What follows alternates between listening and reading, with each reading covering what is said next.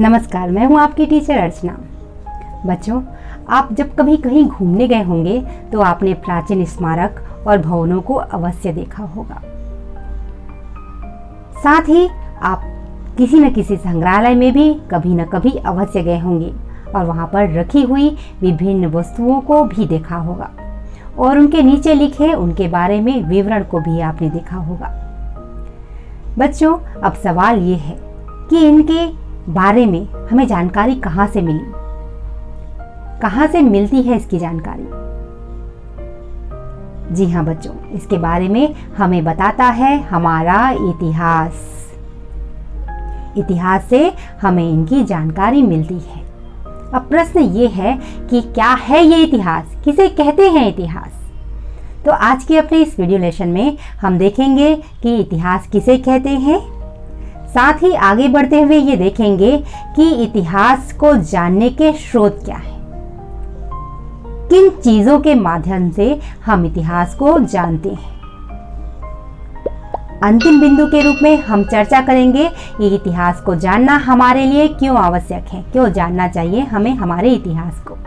तो चलिए चर्चा करते हैं प्रथम बिंदु पर कि इतिहास किसे कहते हैं।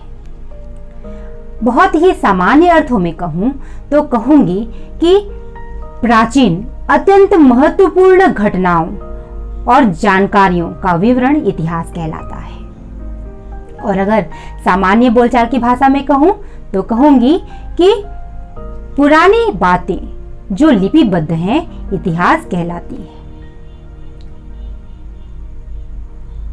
चलिए अब जानते हैं कि जो घटनाएं प्राचीन काल में घटित हुई हैं उसकी जानकारी हमें वर्तमान में कैसे मिलती है, इसके स्रोत क्या हैं, ऐसे कौन से साधन हैं जिसके माध्यम से हम प्राचीन काल में घटित घटनाओं को वर्तमान में जान पाते हैं। तो पहला हमारा स्रोत है हमारे प्राचीन ग्रंथ, जिसके अंतर्गत हम रामायण और महाभारत जैसे ग्रंथों को रख सकते हैं। द्वितीय स्रोत है शैल चित्र या भित्त चित्र, जो चट्टानों पर या दीवालों पर चित्र रूप में हमें प्राप्त होते हैं। तीसरा जो स्रोत है वो है शिलालेख, चट्टानों पर लिखे हुए लेख शिलालेख कहलाते हैं। उसके बाद खुदाई से प्राप्त अवशेष।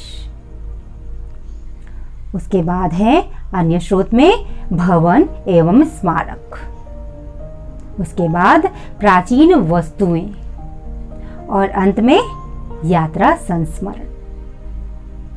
अब चलिए क्रमशः इनके बारे में विस्तार से जानने की कोशिश करते हैं।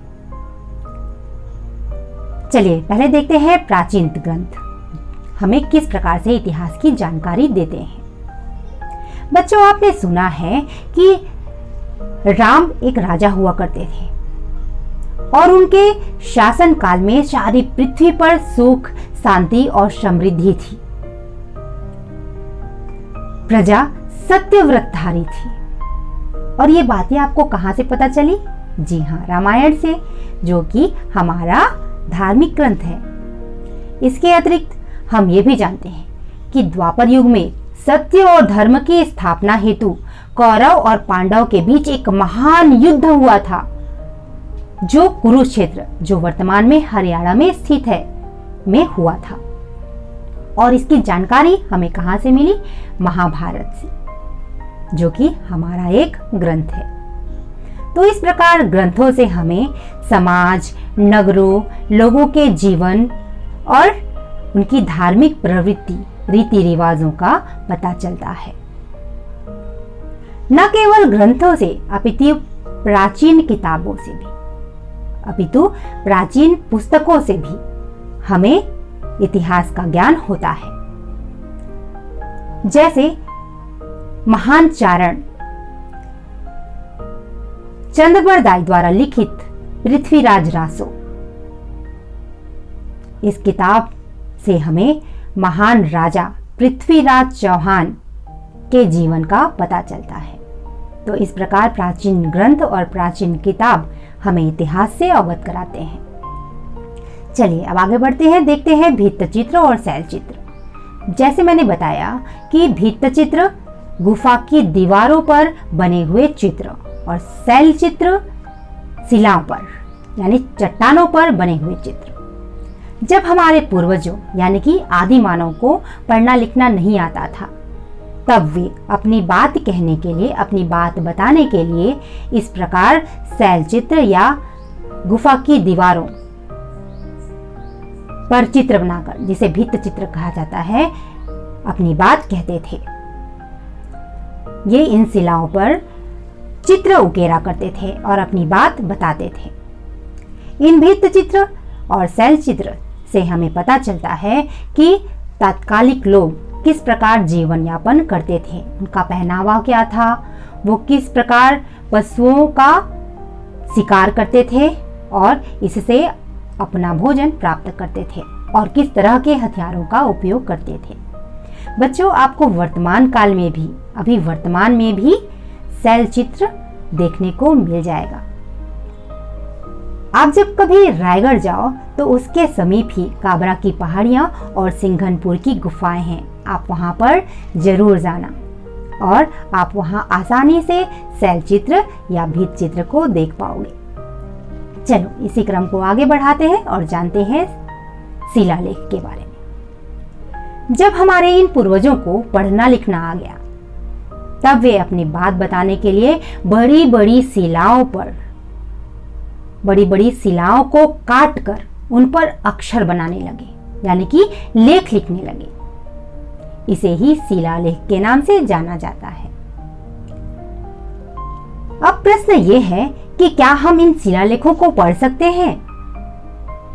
नहीं बच्चों, आप इन शिलालेखों को नहीं पढ़ सकते, क्योंकि इन शिलालेखों की भाषा या तो पाली है या प्राकृत, जो वर्तमान में हमारे द्वारा व्यवहार में नहीं लाई जाती, यानी कि हमारे द्वारा इनका प्रयोग नहीं किया जाता।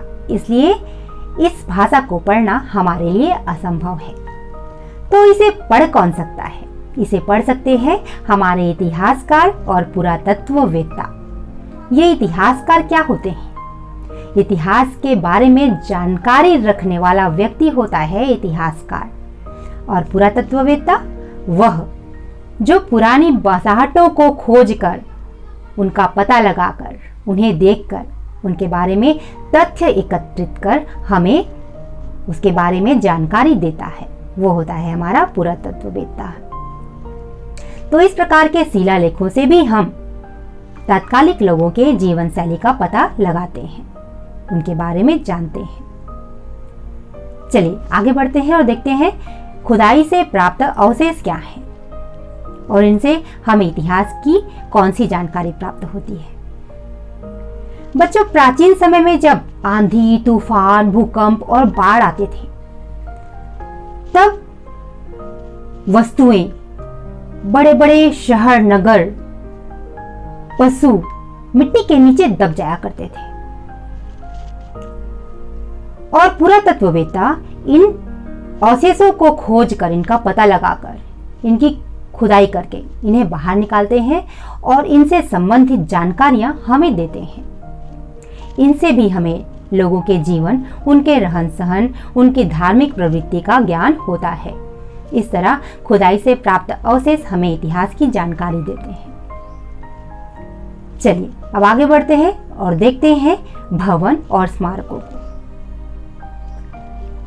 भवन और स्मारक से हमें तात्कालिक समय के भवन निर्माण कला का ज्ञान होता है कि उस समय या उस काल में किस प्रकार के भवन हुआ करते थे।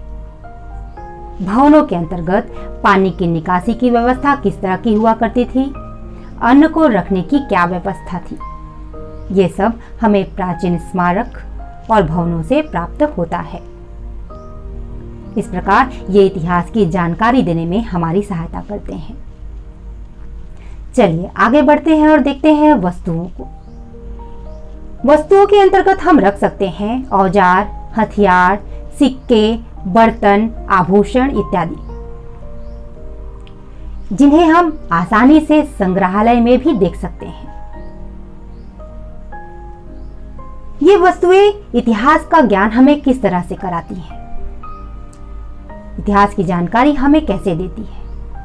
बच्चों, हम सब जानते हैं कि अलग अलग राजाओं द्वारा अलग अलग वस्तुएं जैसे सिक्के, औजार, हथियार, बर्तन, आभूषण चलाए गए। इन अलग अलग काल में अलग अलग राजाओं द्वारा जो वस्तुएं प्रचलन में आई, वो उनके शासन काल की समाप्ति के बाद या कुछ वर्षों के बाद प्रचलन से हट गई। अब पुरातत्ववेत्ता इन वस्तुओं को देखकर ये बताते हैं कि ये किस काल और किस राजा से संबंधित वस्तुएं हैं। इस प्रकार वस्तुएं भी हमें इतिहास के बारे में जानकारी देती हैं। बच्चों, इसके अलावा हम इन वस्तुओं के माध्यम से ये भी जानते हैं कि तात्कालिक समय में लोगों का भोजन क्या था, उनके भोजन करने के बर्तन कैसे होते थे, वो सजने संवरने के लिए किन आभूषणों का प्रयोग करते थे और अपने बाल किस तरह संवारते थे, अर्थात उनके कंघे कैसे बने होते थे, उनके देवी देवता कौन थे, किनकी पूजा और आराधना वो किया करते थे। इसके अलावा हम ये भी जान सकते हैं कि वो किन पशुओं को पाला करते थे अपने कृषि के लिए। तो इस प्रकार वस्तुएं, खुदाई से प्राप्त अवशेष हमें इतिहास की जानकारी देते हैं।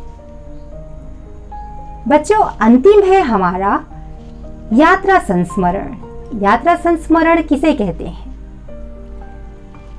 चलिए उदाहरण लेते हैं। जब आप कभी बाहर घूमने के लिए जाते हो और जब घूमकर वापस आते हो तो आप अपने घर वालों को, अपने दोस्तों को अपना यात्रा वृत्तांत सुनाते हो कि आपने वहाँ क्या देखा, क्या खाया, क्या पहना, वहाँ के लोगों की बोली कैसी थी, व्यवहार कैसा था।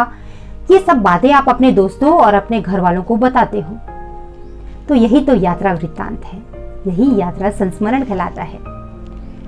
प्राचीन काल में बहुत से विदेशी यात्री पूरे विश्व का भ्रमण किया करते थे और विश्व का भ्रमण करने के बाद, अलग अलग देशों का भ्रमण करने के बाद उनसे संबंधित, उनके सांस्कृतिक, उनके रीति रिवाज, धर्म से संबंधित लेख लिखा करते थे, जो उनका यात्रा वृत्तांत कहलाता है। तो इस प्रकार के यात्रा वृत्तांतों से भी हम किसी देश के धार्मिक, सांस्कृतिक, राजनीतिक परिचय मिलता है, जो इतिहास को जानने में हमारी सहायता करता है। चलिए अब अंतिम बिंदु पर चर्चा करते हैं कि इतिहास को जानना हमारे लिए क्यों आवश्यक है।